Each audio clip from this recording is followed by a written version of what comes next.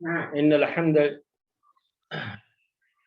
وہ ابھی یہ درس کر رہے کلاس کر رہے ان الحمد لله نحمده ونستعينه ونستغفره ونعوذ بالله من شرور انفسنا ومن سيئات اعمالنا من يهده الله فلا مضل له ومن يضلله فلا هادي له واشهد ان لا اله الا الله وحده لا شريك له وأشهد أن محمدا عبده ورسوله يا أيها الذين آمنوا اتقوا الله حق تقاته ولا تموتن إلا وأنتم مسلمون يا أيها الناس اتقوا ربكم الذي خلقكم من نفس واحدة وخلق منها زوجها وبث منهما رجالا كثيرا ونساء واتقوا الله الذي تساءلون به والأرحام إن الله كان عليكم رقيبا يا أيها الذين آمنوا اتقوا الله وقولوا قولا سديدا يصلح لكم أعمالكم ويغفر لكم ذنوبكم ومن يطع الله ورسوله فقد فاز فوزا عظيما أما بعد فإن خير الحديث كتاب الله وخير الهدي هدي محمد صلى الله عليه وسلم وشر الأمور محدثاتها وكل محدثة بدعة وكل بدعة ضلالة وكل ضلالة في النار. محترم بھائیوں اور معزز خواتین، آج کا ہمارا یہ درس جو تزکیہ نفس کی کلاسوں کا ایک حصہ ہے، اور آج کل یہ درس سورہ یوسف کی تفسیر کا یہ سلسلہ، سورہ یوسف کی تفسیر کی یہ سیریز آپ حضرات کی پیش خدمت ہے۔ آج جس آیت کے بارے میں بات آپ کے سامنے آئے گی انشاءاللہ وہ آیت نمبر ہے 30۔ آیت نمبر 30۔ میں اس لیے آیت نمبر بتا دیتا ہوں تاکہ آپ کے سامنے مصحف رہے۔ جب آپ کے سامنے مصحف رہے تو آپ کو سمجھنے میں آسانی ہوگی، جو تفسیر آپ کے سامنے پیش کی جائے گی اور جو تزکیے کی باتیں آپ کے سامنے رکھی جائیں گی اسے سمجھنے میں آپ کو زیادہ آسانی ہوگی، اس لیے اپنے سامنے مصحف رکھیں تو یہ اچھا ہے۔ عربک لینگویج کے لحاظ سے بھی یہ چیز بہت اہم ہے کہ آپ اپنے سامنے مصحف رکھیں۔ جب مصحف رکھیں گے تو آپ کو بات زیادہ سمجھ میں آئے گی۔ تو آیت نمبر 30 میں اللہ تبارک و تعالی کا ارشاد ہے، وقال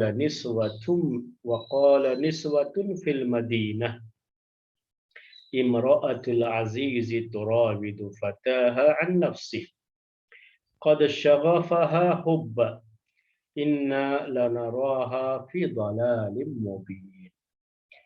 تو آج کے درس کی ہماری یہی آیت ہے، اور اس آیت کے تعلق سے جو بات آپ کے سامنے رکھی جائے گی وہ تقریباً 5 پوائنٹ پر مشتمل ہوگی، یعنی اس آیت کے تعلق سے 5 پوائنٹس آپ کے سامنے رکھے جائیں گے انشاءاللہ۔ تو سب سے پہلی بات جو اس آیت کے اندر ہے وہ یہ ہے کہ وقال نسوة في المدینہ، وقال نسوة في المدینہ، اور کہا عورتوں نے، وقال نسوة في المدینہ، اور کہا چند عورتوں نے شہر میں، وقال نسوة في المدینہ۔ قال آپ جانتے ہیں قال یہ فعل ماضی عربی میں، لیکن یہ مذکر کا صیغہ ہے قال۔ یہ پہلا پوائنٹ ہے جو یہاں آپ کو غور کرنا ہے، وہ کیا ہے؟ یہ قال جو ہے نا مذکر کا صیغہ کہلاتا ہے، یعنی قال یہ ماسکولین جینڈر کے لیے استعمال کیا جاتا ہے عربی زبان میں، قال نسوۃ، اور نسوۃ یہ عربی زبان میں ایک جمع کا لفظ ہے، اور اس کا نسوتن کا کوئی مفرد اس لفظ میں نہیں ہے، عربی میں سنگولر نہیں ہے۔ اس کے معنی میں جو سنگولر پایا جاتا ہے وہ امرأۃن کا لفظ ہے، جو آگے اسی آیت میں آ رہا ہے لفظ امرأۃ العزیز۔ تو امرأۃن یہ سنگولر، یہ عورت کے لیے استعمال کیا جاتا ہے امرأۃن، لیکن یہ نسوتن امرأۃن کی جمع نہیں ہے، بلکہ یہ کہا جاتا ہے عربک لینگویج میں کہ نساؤن یا نسوتن، نسوتن بھی کہتے ہیں، نساؤن بھی کہتے ہیں۔ سورۃ النساء آپ سنتے رہتے ہیں، پڑھتے رہتے ہیں، قرآن میں ایک سورہ ہے جسے ہم سورۃ النساء کہتے ہیں۔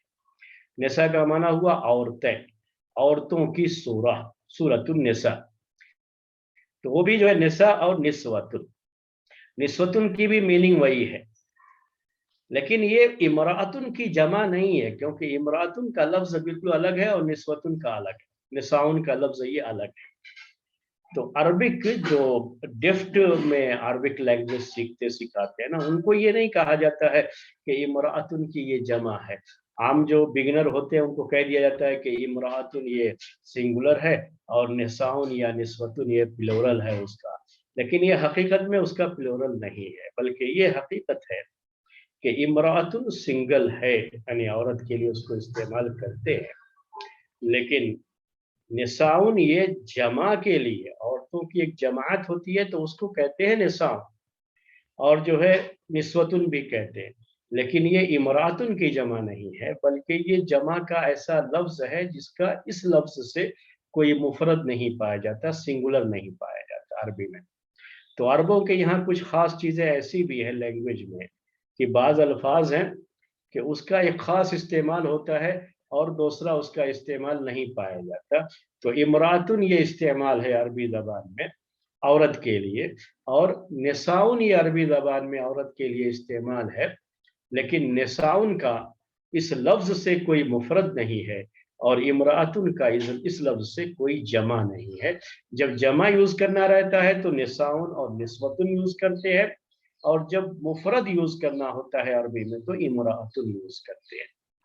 تو یہاں نسوتن کہا، ہم نے کہا نساؤن بھی جمع آتی ہے اس کی، اور نسوہ، نساؤن بھی کہتے ہیں، نسوتن بھی کہتے ہیں، لیکن نسوتن کے اندر کہا جاتا ہے کہ یہ جمع تقلیل ہے۔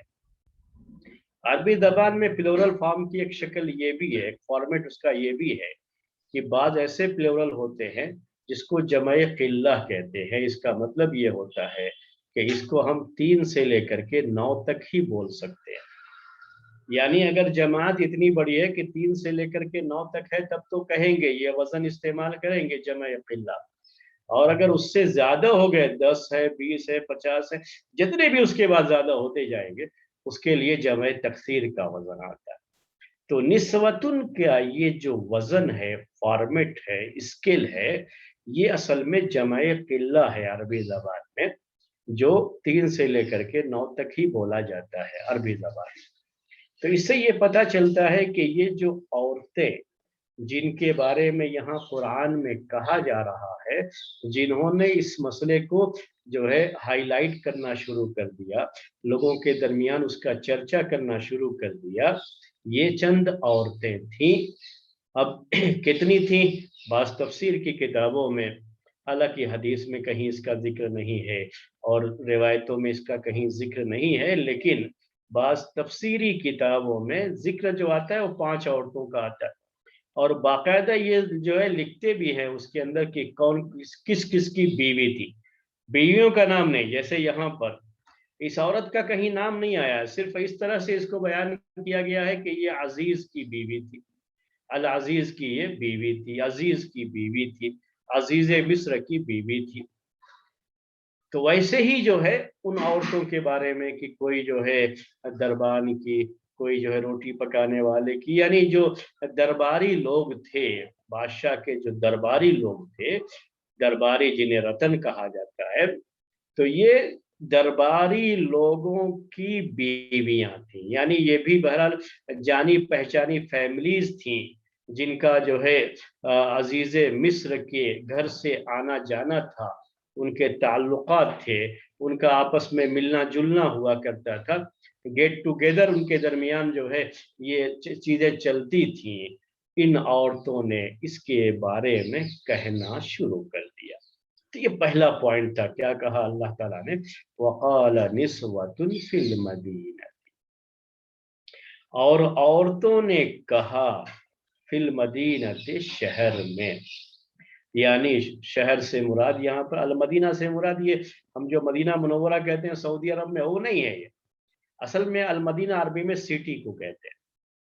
تو شہر کی عورتوں نے کہنا شروع کیا، وہ جو ہے کہنے لگی، شہر کی عورتوں کے درمیان یہ چرچا ہونے لگا. یہ معنی ہے اس کا، شہر کی عورتوں کے درمیان یہ چرچا ہونے لگا.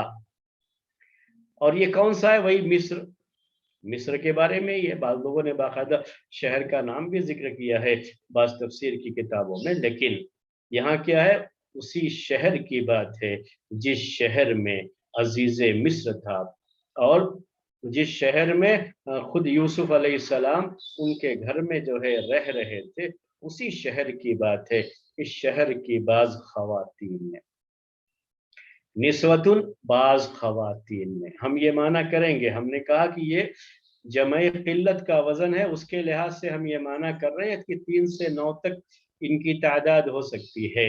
تو جو ہے یہ عورتیں جن کے بارے میں بعض مفسرین نے یہ لکھا بھی ہے، ہم نے آپ سے یہ بھی کہا کہ ان کی تعداد 5 تھی.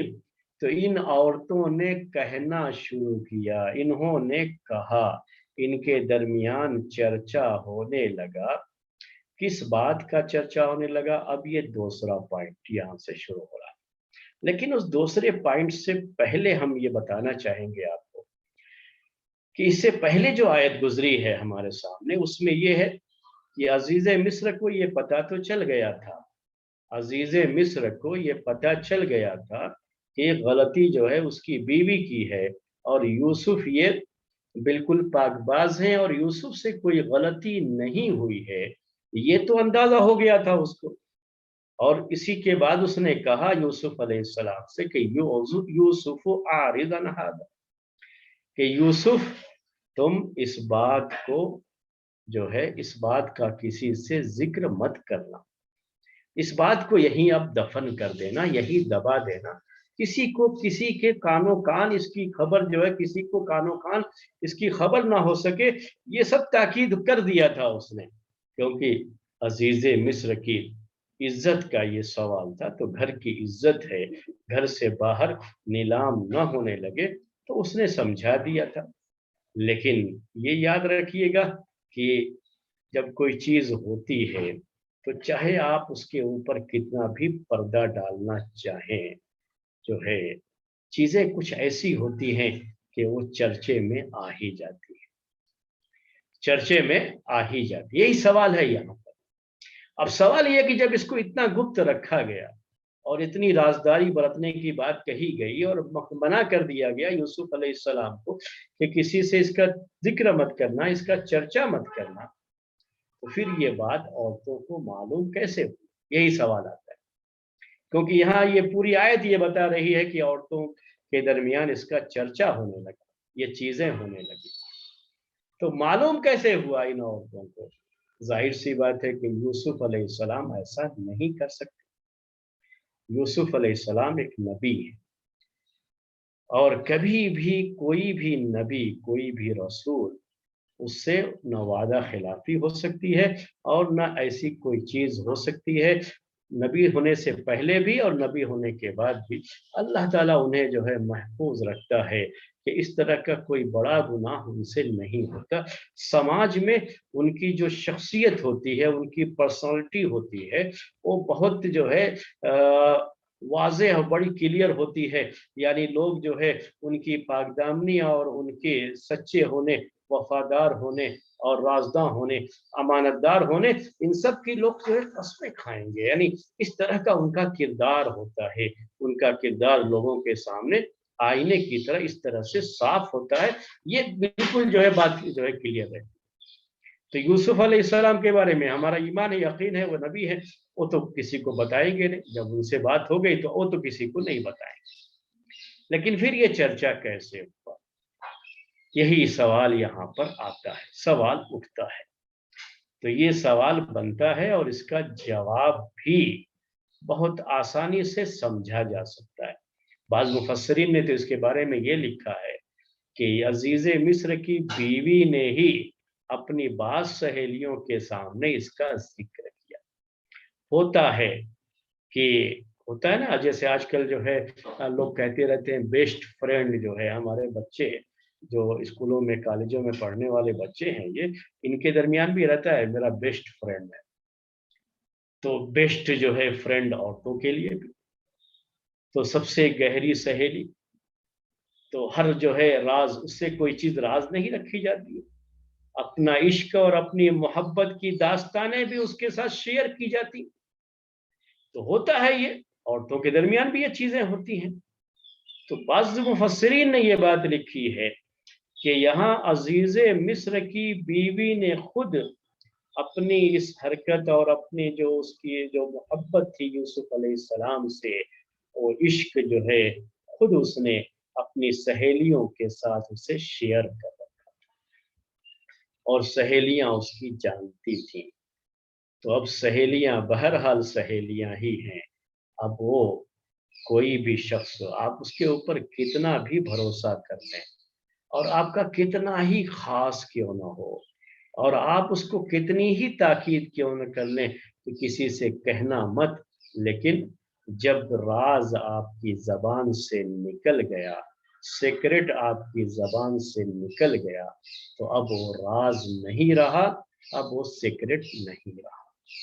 یہ ہے پہلی بات جو آج تزکیہ نفس کے حوالے سے آپ کے سامنے ہم رکھنا چاہتے ہیں. ہم جو ہے ہماری جو زندگی ہے اس زندگی کو سنبھالنے کے یہ اصول ہیں میرے، یہ ضابطے ہیں یہ.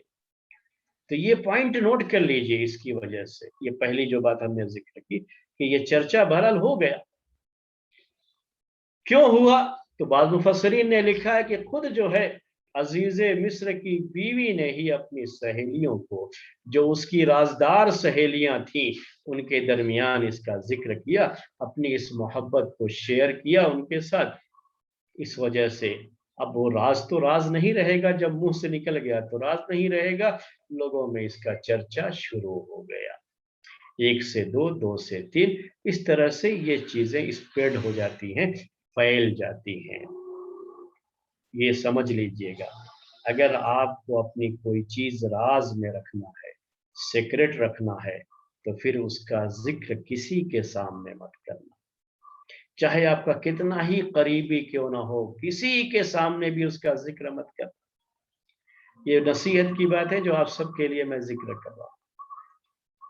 اگر واقعی سیکرٹ رکھنا چاہتے ہیں تو کسی کے سامنے پھر اس کا ذکر نہیں کرنا، چاہے آپ کا وہ کتنا ہی قریبی کیوں نہ. کیونکہ جیسے آپ کا کوئی بہت قریبی ہے اور آپ نے اس کے ساتھ شیئر کر لیا اپنے سیکرٹ کو، اپنے راز کو، تو اس کا بھی کوئی بہت قریبی ہوگا تو اس کے ساتھ وہ بھی جو ہے شیئر کر لے گا. تو کب تک آپ کا راز راز ہے؟ جب تک وہ آپ کے اندر ہے. جس دن آپ کی زبان سے نکل گیا وہ راز، پھر وہ راز نہیں رہے گا، وہ سیکرٹ نہیں رہے گا. یہ ایک بات تھی جو اس آیت کی تفسیر میں ذکر کی گئی. یہ بھی جو ہے کہا جا سکتا ہے اس آیت کی تفسیر میں، یہ گنجائش ہے. آپ نے سنا ہوگا ایک بہت مشہور اردو کا جملہ ہے جو برابر کوٹ کیا جاتا رہتا ہے، سینٹنس اردو لینگویج کا، کہ عشق اور مشک چھپائے نہیں چھپتے. عشق اور مشک چھپائے نہیں چھپتے. مشک کہتے ہیں یہ خوشبو، سینٹ، بہت جو ہے اعلیٰ درجے کی ہائی کوالٹی کی جو سینٹ اس زمانے میں ہوتا تھا اس کو مشک کہا جاتا تھا، عربی میں مسک کہا جاتا ہے. تو کیا کہتے ہیں؟ مشک اور عشق یہ چھپائے نہیں چھپتے، یعنی خوشبو ہے، خوشبو کو آپ کتنا بھی باندھ کر کے اندر چھپا کر کے رکھنا چاہیں گے تو خوشبو ایک ایسی چیز ہے جو ہوا کے دوش پر سوار ہو کر کے سب تک پہنچ جاتی ہے اور سونگھنے والوں کو سونگھنے کی دعوت خود بخود دیتی ہے. آپ خوشبو کو روک نہیں سکتے، وہ ہوا کے ساتھ اڑتی ہے خوشبو. ایسے ہی معاملہ جو ہے کہا عشق کا بھی ہوتا ہے کہ عشق یہ بھی چھپتا نہیں ہے، جہاں ہوگا اور جہاں یہ محبت ہوگی یہ چھپ نہیں سکتی، یہ ظاہر ہو جاتی ہے، لوگوں کو اس کا اندازہ ہو جاتا ہے. کیونکہ سامنے والے کے جو ایموشنز ہوتے ہیں، اس کی جو باڈی لینگویج ہوتی ہے، اس کا جو انداز ہوتا ہے، وہ سب کی سب بہت سی انکہی باتیں کہہ جاتے ہیں ان کی زبان ہوتی ہے، وہ اپنی زبان سے بہت کچھ کہہ جاتے ہیں، اگرچہ کہ منہ کی زبان سے آدمی نہ بھی کہے تو چیزیں پتہ چل جاتی ہیں۔ اب چونکہ بڑی شدید محبت ہو چکی تھی عزیز مصر کی بیوی کو یوسف علیہ السلام سے، اور اس میں وہ دیوانی ہو چکی تھی، تو اب یہ چیز چھپ نہیں سکتی تھی، اسے ظاہر ہونا تھا، اور وہ چیز ظاہر ہو گئی۔ اب اس کے بعد کیا ہے؟ وقال نسوة في المدینة امرأة العزیز تراود فتاها عن نفسه۔ دوسرا پوائنٹ کیا ہے کہ اللہ تعالیٰ نے کہا امرأة العزیز، جہاں کہیں بھی ذکر آیا ہے ہمیشہ اس کا جو ہے امرأة العزیز سے ہی اس کا ذکر آیا ہے۔ ایک بات جو عربک لینگویج اور رسم عثمانی سے تعلق رکھتی ہے، اس کا تعلق علوم القرآن سے ہے، وہ بھی آپ کے سامنے پیش کر دوں۔ یہاں قرآن میں امرأة العزیز یہ لمبی تا جو ہے، یہ جسے تا مبسوطہ کہا جاتا ہے، لمبی تا کے ساتھ ہی اس کو لکھا گیا ہے، لمبی تا۔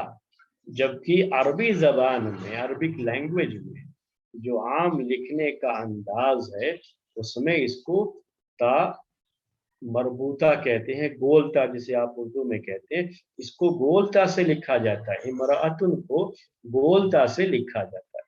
تو جب ہم عربی زبان میں امرأتن لکھیں گے جہاں کہیں بھی تو گول تا سے لکھیں گے، جبکہ یہاں قرآن کے اندر یہ لمبی تا سے لکھا ہوا ہے، امرأة العزیز کو کہتے ہیں۔ یہ رسم عثمانی ہے، یعنی عثمان رضی اللہ تعالی عنہ کے دور خلافت میں قرآن کو جو اکٹھا کیا گیا، لکھا گیا، اکٹھا کر کے ایک جگہ پر پہلے ہی لکھا جا چکا تھا، لیکن ایک قراءت جو ہے ایک لہجے پر قریش کی جو ہے لینگویج پہ جو قرآن کو پھر سے اکٹھا کیا گیا، لوگوں کو اس پر اکٹھا کیا گیا، تو اس میں جس طریقے سے مصحف میں لکھا ہوا ہے، اس زمانے میں جیسا لکھا لوگوں نے امرأتن کا لفظ، ویسے ہی وہ لکھا جاتا رہا ہے، اور اب تک لکھا جاتا ہے، اور قیامت تک انشاءاللہ لکھا جاتا رہے گا۔ اس کو کہتے ہیں رسم عثمانی کی پابندی کرنا۔ جب بھی آپ قرآن کی آیت لکھیں تو جیسا مصحف میں لکھا ہوا ہے ویسے لکھیں۔ جیسے الصلاۃ لکھتے ہیں تو الصلاۃ جو قرآن میں لکھا ہوا ہے، جو رسم عثمانی ہے، مصحف عثمانی، عثمان رضی اللہ تعالی عنہ کے دور خلافت میں جو اس کی کتابت ہوئی ہے، جو ہینڈ رائٹنگ تھی، اس میں جیسے لکھا ہوا تھا ویسے ہی لکھنا ہے۔ تو واو بنا کر کے واو پر الف لکھتے ہیں الصلاۃ۔ عام عربک لینگویج میں جب ہم صلاح لکھتے ہیں تو واو پر الف نہیں لکھتے ہیں، وہ ایسے ہی لکھیں گے صاد لام الف، اس کے بعد جو ہے تا گول تا جو ہے صلاۃ لکھتے ہیں۔ لیکن جب قرآن کی آیت لکھیں گے تو جیسا لکھا ہوا ہے مصحف عثمانی میں اسی طریقے سے اس کو لکھا جائے گا۔ یہ علماء کرام نے، اہل علم نے اس کو کہا ہے کہ اس کی پابندی کرنی ہے۔ تو قرآن کی حفاظت جو ہے اس حد تک ضروری ہے کہ جیسے قرآن لکھا ہوا ہے مصحف میں، جو ہمارے سامنے مصحف ہے، ویسے ہی ہمیں اس کو لکھنا ہے۔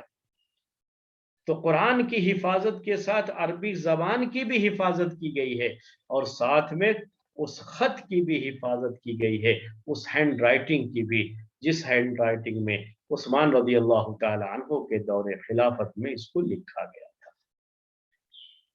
یہ بات تھی جو ہے۔ اس میں ایک چیز ہوتی ہے جو خط کہتے ہیں اس کو، جو ہے خط کوفی، خط نسخ، اس پہ تھوڑا بہت جو ہے یہ ہوا ہے، یعنی ڈیولپ جو ہے ہوا ہے اس میں۔ جو پہلے خط تھا، جو پہلے عربوں کے یہاں تھا، پھر اس کے بعد وہ خط ہمیری، اور پھر مدینے میں آئے تو وہاں پر جو ہے اس سے ملتا جلتا ایک تھا، پھر تھوڑا اس میں جو ہے جسے کہتے ہیں نا کہ وہ تھوڑی ترقی ہوئی ہے اس کے۔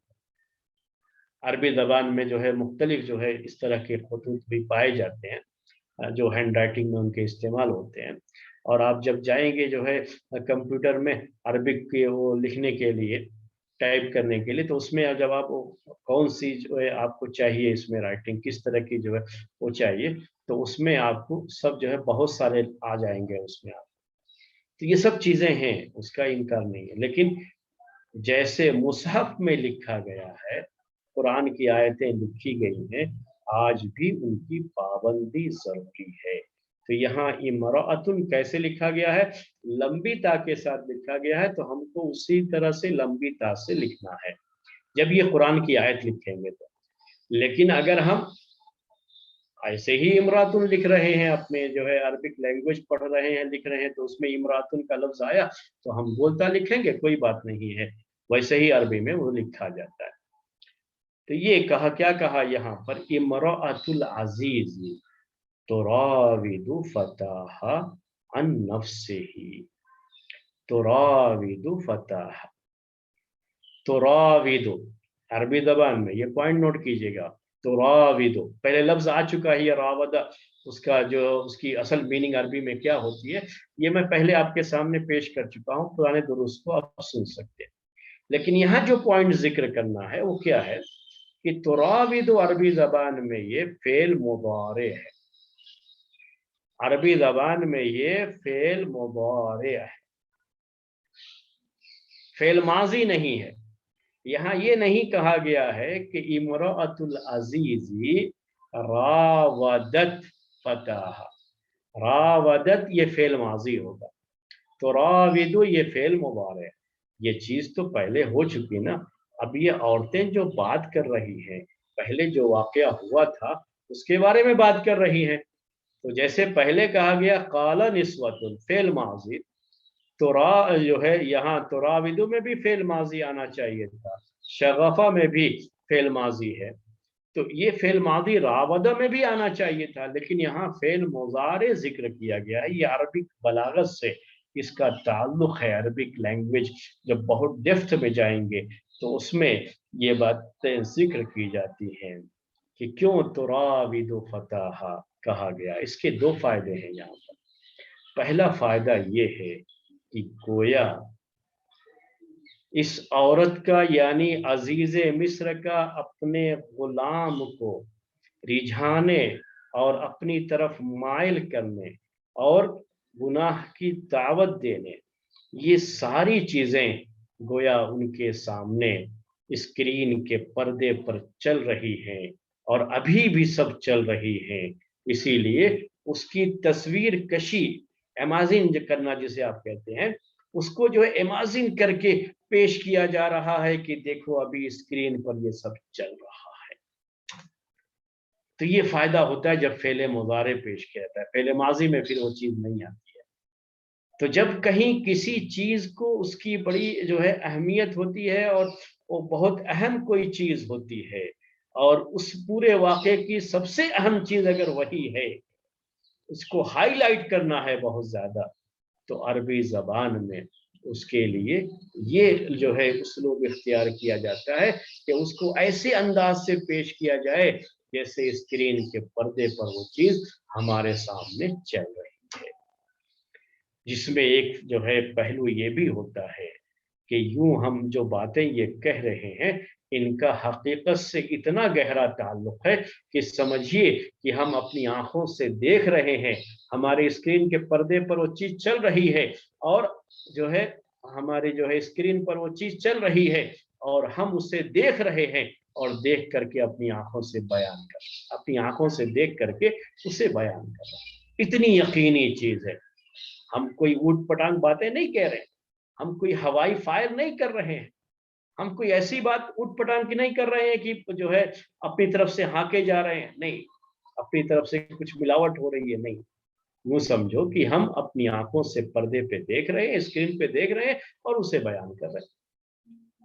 एक तो ये होता है इसके अंदर। दूसरा ये है कि इससे एक फायदा ये भी है फेले मुजारा जिक्र करने से कि ऐसा नहीं हुआ कि यूसुफ अलैहिस्सलाम के साथ अजीज मिस्र की बीवी ने जो इंतहाई कदम उठाते हुए कमरे के अंदर दरवाजे बंद करके उनके साथ जो बदकारी का इरादा किया था और जब बाहर निकले दरवाजे से تو سامنے شوہر موجود اور شوہر نے یہ چوری پکڑ لی تھی، اب اس کے بعد عورت نے ہوش کے ناخن لے لیے ہوں اور اس نے یہ حرکت چھوڑ دی ہو، ایسا نہیں ہوا، بعد میں بھی یہ سلسلہ اس کی طرف سے چلتا رہا۔ یعنی اس کا اپنے غلام کو رجھانے کا یہ سلسلہ ایسا نہیں ہے کہ ہوا تھا پھر ختم ہو گیا، آئی گئی بات جو ہے ختم ہو گئی، ایسا نہیں تھا، بلکہ یہ تو سلسلہ ابھی بھی چل رہا ہے، ابھی بھی عورت کی کوشش یہی ہے۔ تو سلسلہ چل رہا ہے یہ بتانا ہو تو اس کے لیے فعل مضارع کی ضرورت ہوتی ہے عربی زبان میں، اور یہاں فعل مضارع کو استعمال کیا گیا ہے۔ تو یہ پوائنٹ ہے اس کے اندر، اور یہ عربی بلاغت سے اس کا بڑا گہرا تعلق ہے۔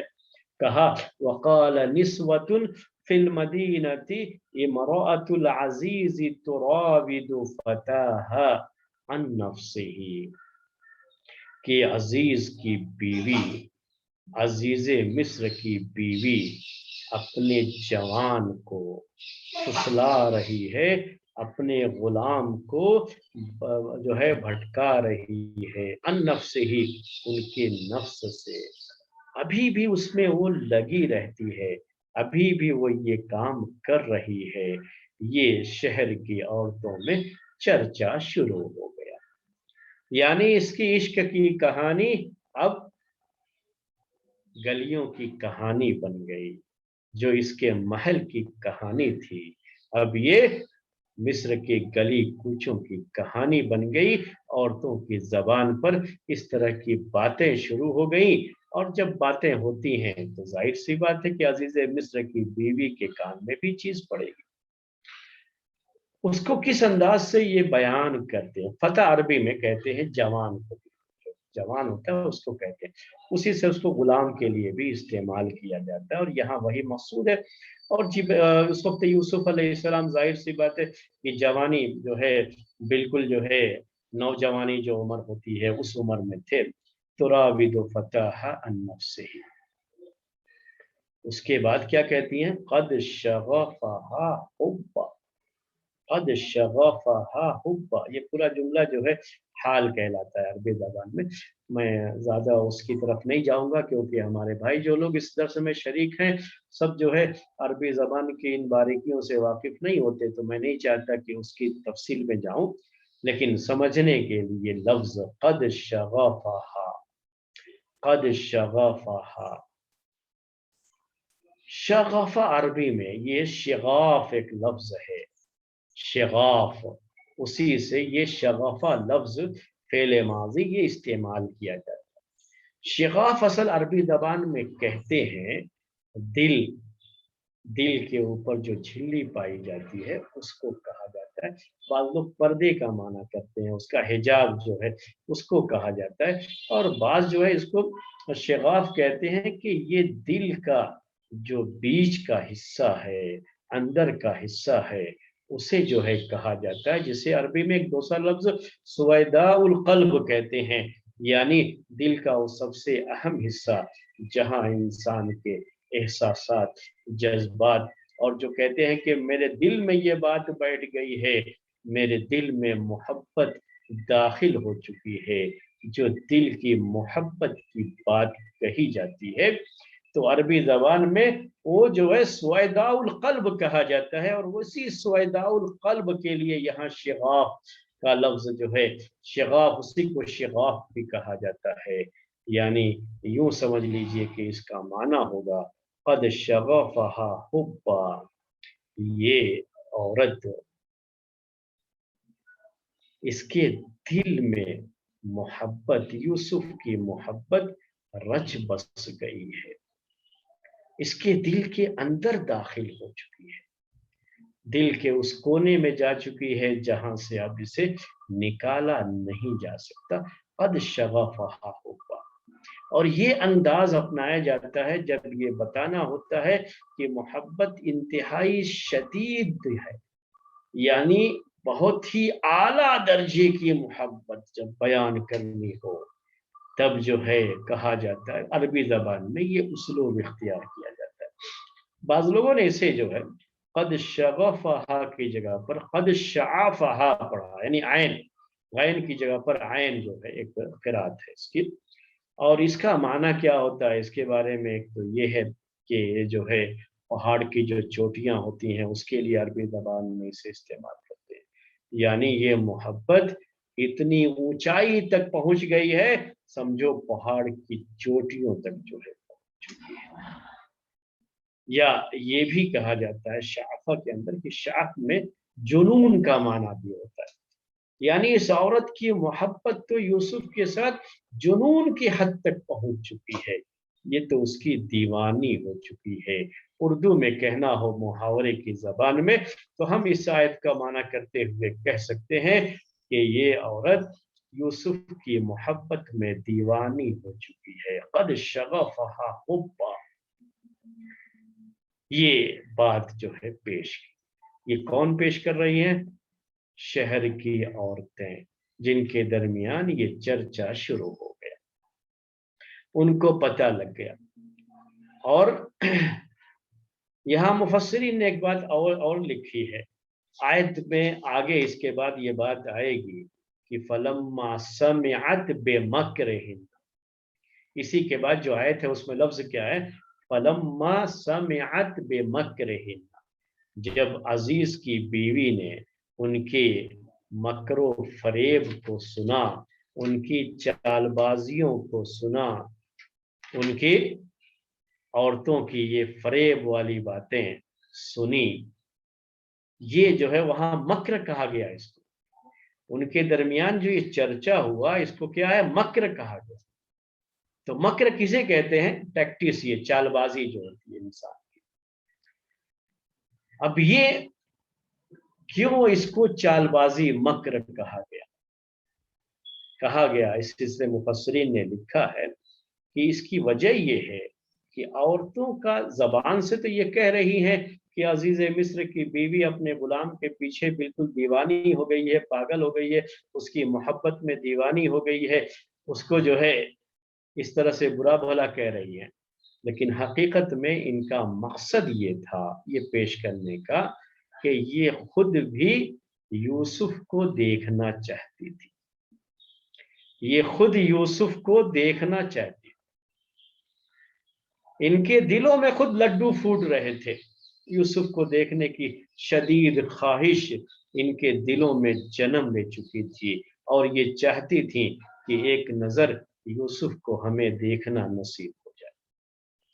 तो असल तो दिलों में बातें ये थी, लेकिन जबान से जो उन्होंने कहा वो इसका चर्चा शुरू कर दिया कि अजीजे मिस्र की बीवी अपने गुलाम की मोहब्बत में पागल हो चुकी है, दीवानी हो चुकी है, ताकि जब वो उस तक बात पहुंचे तो ये बुलाए हमें और हम भी जरा यूसुफ को एक नजर देख लें।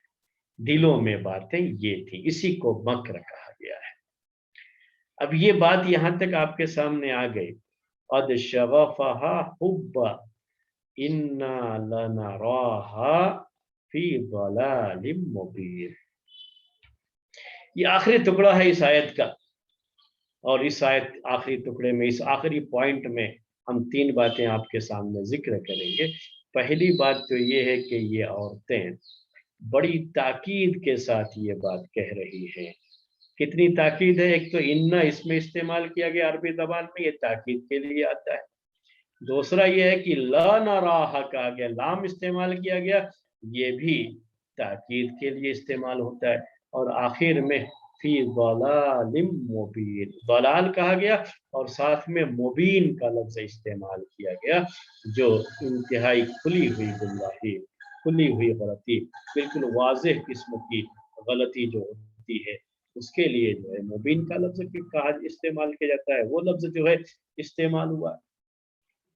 तो अब इतनी ताकीद के साथ ये औरतें कह रही हैं, ये बात जिक्र कर रही हैं कि इन्ना लनराहा, यकीनन हम देख रहे, यकीनन हमारा ख्याल है, हमारे ख्याल में ये औरत सरीह गुमराही में है, रास्ते से भटक चुकी है, गुमराही में है اور واضح اور کھلی ہوئی غلطی میں ہے، غلط راستے پر چل پڑی ہے، نکل پڑی ہے۔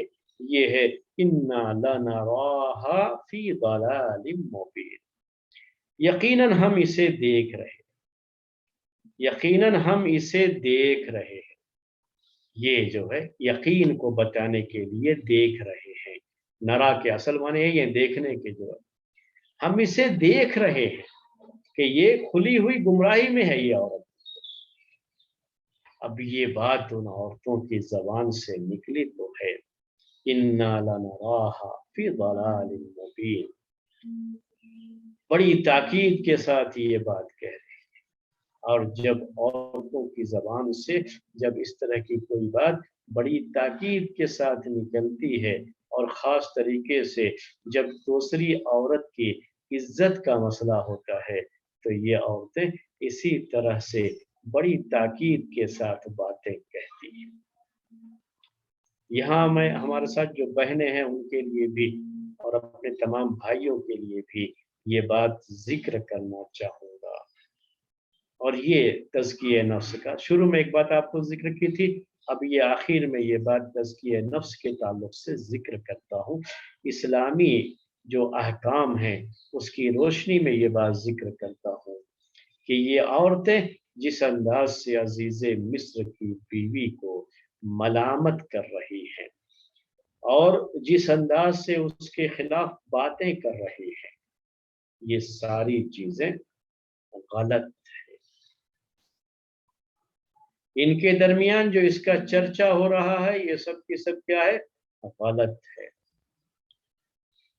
ایک عورت کو کم سے کم دوسری عورت کی عزت کا پاس تو رکھنا چاہیے، اس کا لحاظ تو رکھنا چاہیے۔ اگر عورت ہی عورت کا لحاظ نہ کرے، عورت ہی عورت کا پاس نہ رکھے، اس کا خیال نہ رکھے، تو کون کرے گا؟ ہمارے درمیان جو بھی خواتین ہیں، ہماری بہنیں ہیں، ہم سب سے یہ بات، یہ پوائنٹ خاص طریقے سے کہیں گے کہ وہ نوٹ کریں اس کو۔ خواتین کو اس کا بہت دکھ ہوتا ہے، بڑی تکلیف ہوتی ہے کہ ان کے خلاف غلط باتیں کی جاتی ہیں، یا یہ کہ ان کے اوپر ظلم ہوتا ہے، یا جو ہے مردوں کا سلوک ان کے ساتھ اچھا نہیں ہوتا ہے۔ لیکن یاد رکھیے گا کہ ہر ظلم جو عورت پر کیا جاتا ہے اس کے پیچھے بھی کوئی نہ کوئی عورت ہی ہوتی ہے۔ یہ ہے نوٹ کرنے کی بات، اسے نوٹ کریں۔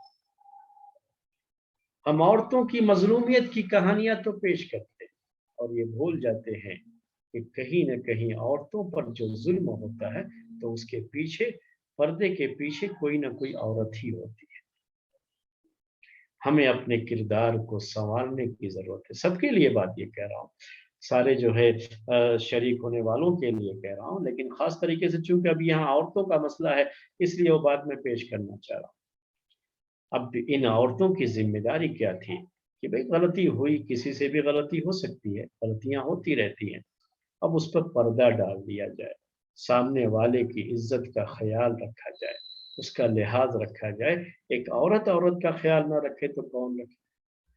عورت کی عزت کتنی نازک ہوتی ہے، اس کا اندازہ ایک عورت کو نہ ہو تو پھر کسے ہو؟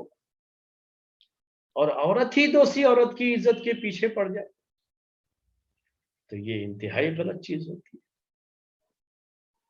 اس پہلو کو سامنے رکھیے، اس چیز کو سامنے رکھیے، کبھی بھی دوسرے کی عزت کو بھی اپنی عزت سمجھیں، اس بات کو ذہن میں رکھیں۔ اور یہ چیز عورتیں بہت جلدی بھول جاتی ہیں کہ وہ دوسروں کی عزت کو عزت نہیں سمجھتی۔ جہاں ان کے اوپر کوئی مسئلہ ہوتا ہے تو پورا جو ہے آسمان سر پہ اٹھا لیں گے، ہر طرح کی باتیں، آنکھوں میں آنسو، کیا کیا جو ہے چیزیں ہیں۔ اور بعض بیوقوف قسم کی خواتین ان کے ساتھ جو ہے آنسو میں آنسو ملانا شروع کر دیتی ہیں، بات میں بات ملانی ہوتی ہے۔ کبھی کیا ہوتا ہے، ایک عورت رو رہی ہے تو دوسری بھی رونا شروع کر دیتی ہے، اس سے سمجھے بغیر کہ یہ اس کی حرکت صحیح ہے یا غلط، جو انتہائی غلط پیغام اس سے جاتا ہے۔ दूसरों के पास। समझना चाहिए एक औरत, और ये बहुत जरूरी चीज है, समाज के अंदर बहुत अहम चीज है। औरत की इज्जत बहुत नाजुक होती है, उस इज्जत को संभालना सिर्फ मर्दों का काम नहीं, औरतों का भी काम होता है कि वो अपनी बहन की इज्जत को संभाले, वो समझे कि वो भी हमारी जैसी एक खातून है। अगर उससे कोई गलती हो भी गई है तो अब ये नहीं है कि हम उसकी इज्जत को सरे बाजार नीलाम करते फिरें, उसके बारे में बातें करते फिरें, उसके बारे में लोगों में चर्चा करना शुरू करें। ये चीज जो हो जाती है, एक मुंह से दूसरे मुंह, दूसरे मुंह से तीसरे मुंह, ये औरतों के दरमियान ये चीजें बहुत हो जाती हैं। और कभी कभी बाज मर्द भी औरतों जैसा किरदार इसमें अदा कर जाते हैं। ये गलत चीज है, इसे नोट कर लीजिए, ये गलत चीज है। अजीज मिस्र की बीवी की जो भी गलती थी वो अपनी जगह पर है, उसके बारे में हम कुछ नहीं कहते। वो जो आजमाइश का एक बड़ा शदीद जो है वहाँ मसला था, यूसुफ अलैहिस्सलाम का हुस्न वो आप जानते हैं कि जो है दुनिया का आधा हुस्न उन्हें दिया गया था। यही वजह है कि जब जो है बुलाया, जब औरतों के बारे में ये औरतों ने उसके बारे में ये कहना शुरू किया, तो उसने उनका जवाब क्या दिया है वो आगे वाली आयत में बात आएगी। वो तो कि औरतों को भी पता चले, और जो है उसने जबान से जवाब देने के बजाय अमल से जवाब दिया था। वो बातें हुई थी जो आगे की आयत में, तो इंशाल्लाह वो आइंदा जो दर्स आपके सामने पेश किया जाएगा आइंदा इतवार को, तो इंशाल्लाह उस वक्त हम वो बात आपके सामने जो है वाजे करेंगे। यहाँ सिर्फ हम ये कहना चाह रहे हैं नफ्स के तज़किये के ताल्लुक से कि किसी की भी इज्जत को अपनी इज्जत समझा जाए, ये बहुत अहम चीज है। और ये चीज सारी खवातीन के लिए भी अप्लाई होती है और सारे मर्दों के लिए भी अप्लाई होती है। ये भूल जाते हैं, जब दूसरों के बारे में बातें होती हैं तो भूल जाते हैं। ये कितना बड़ा मसला है, कितना बड़ा अलमिया है घरों का, कि एक शौहर जब अपनी बीवी की तरफ थोड़ा मैलान रखता है, उसकी जो है नाजबरदारी करता है, और वो करना भी चाहिए उसे।